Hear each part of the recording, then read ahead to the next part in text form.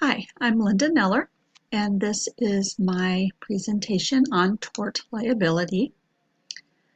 This is for my EDL850 school law class.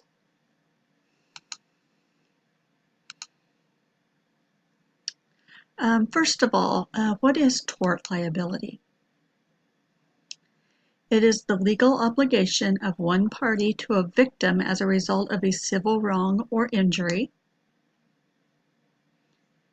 It can be intentional, which requires proof of intent, or it can be unintentional, which does not require proof.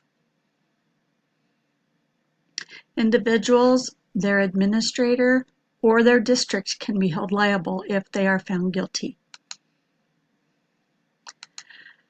I went through quite a few court cases. I read way more than I put into my presentation. I chose only 5.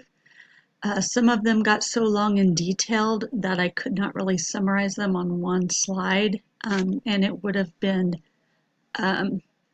difficult. Some of them were difficult for me to understand. They were so detailed and so lengthy that I didn't understand all the terminology in them.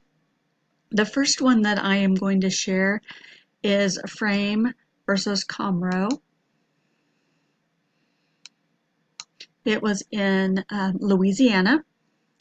In this case, an 8th grade student, whose name is Frame, was being disruptive and asked to leave a classroom.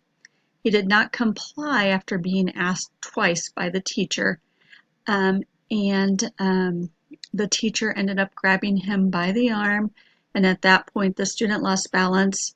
He fell and hit a podium and then came to a stop against a blackboard in that classroom.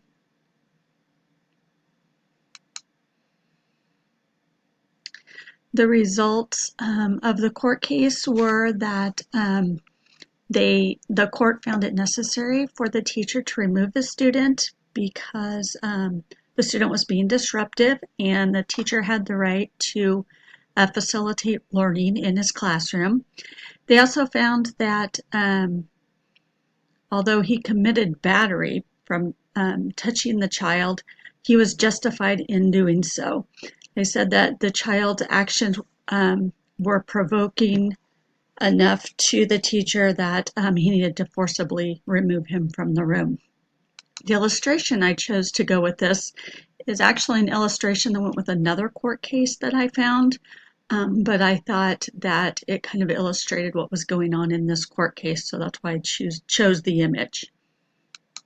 The next court case was called Barnett versus Caldwell.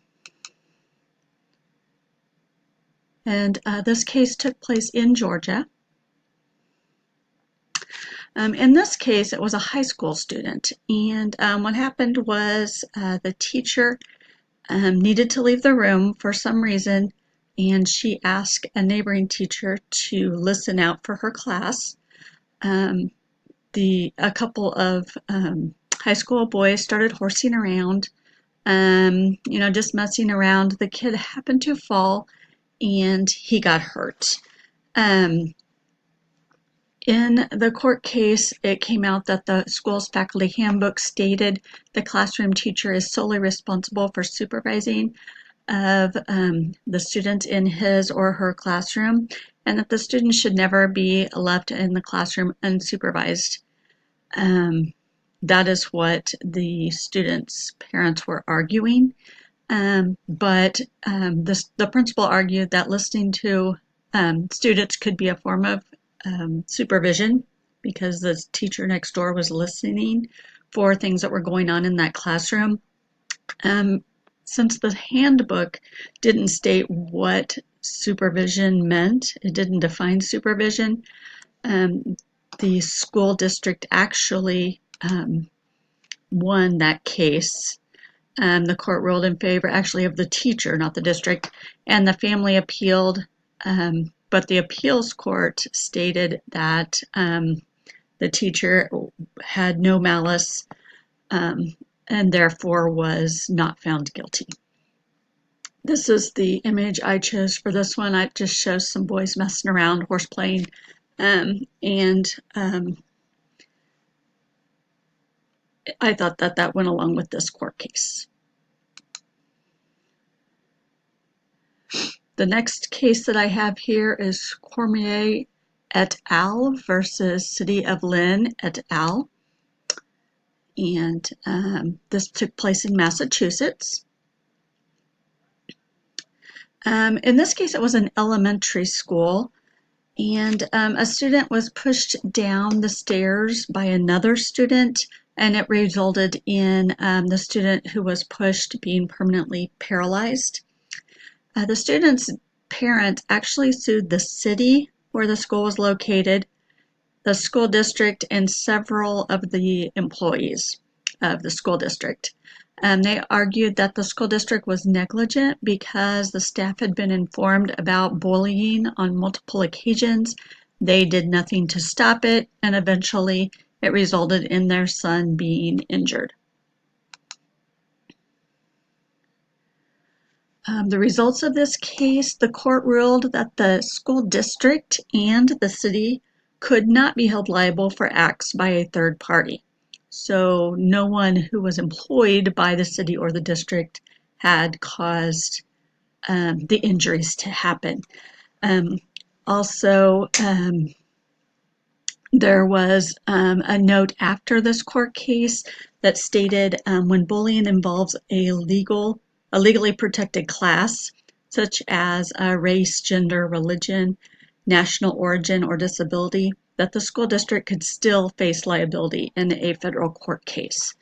So in this particular case here, there were no protected classes involved. The image I chose to go with this one, it was difficult for me to find an image of a child pushing another child down the stairs. But I did find this, and it was actually a GIF of Bart Simpson falling down the stairs. And what I did was just snipped a screenshot of that image and placed it on this slide. The next court case, Donna Andriozzi, PPA Nicholas Andriozzi versus the town of East Haven et al. This took place in Connecticut. In this case, it was a middle school student, and what was going on was an after-school, I believe it was cross-country practice, and the student was jogging around the track with other middle school students, and he ran into a bench that was on the track, and he fractured his wrist. So his mom sued the school and the track coach both for negligence. She claimed the coach had breached a statement in the handbook stating that athletic coaches are to provide assistance and safeguards. The result of this case was that the court ruled due to the voluntary nature of the activity, it was after school, it was off school grounds, the court found in favor of the school and of the coach. Over on my image, I found some kids running on a track. I could not find anything obstructing a track, so I cropped in a picture of a bench and put it on top of the track to illustrate what had happened in this case.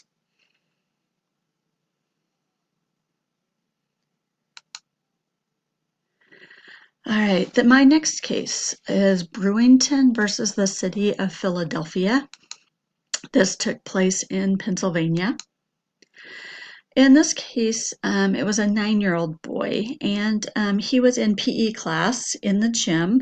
They were playing a game, and he ran into a concrete wall at one of the ends of the school gym. The wall was not covered by any type of padding. It resulted in him falling to the floor and actually was unconscious for a little while. He did have a concussion, and then later on, the next year and years following, he had some memory problems and headaches that they believe were occurring due to his accident.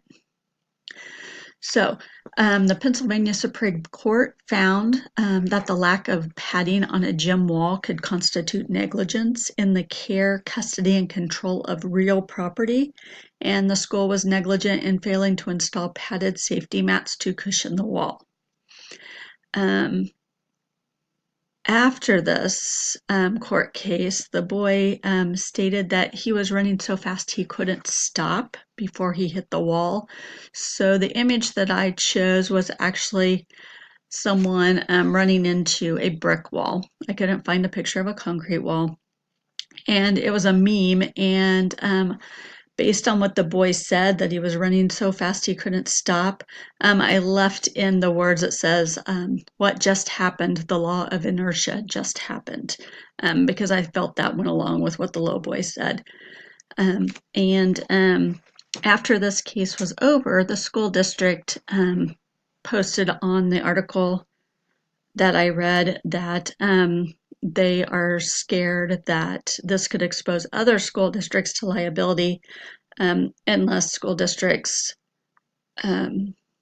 do pad like every wall, floor, everything a kid can come in contact with. Is this opening up a precedent in this case that schools can be found liable for not padding those things?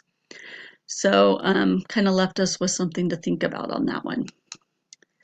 And then I had a slide full of my references for the court cases and a slide stating where I found the images that I inserted into my slideshow.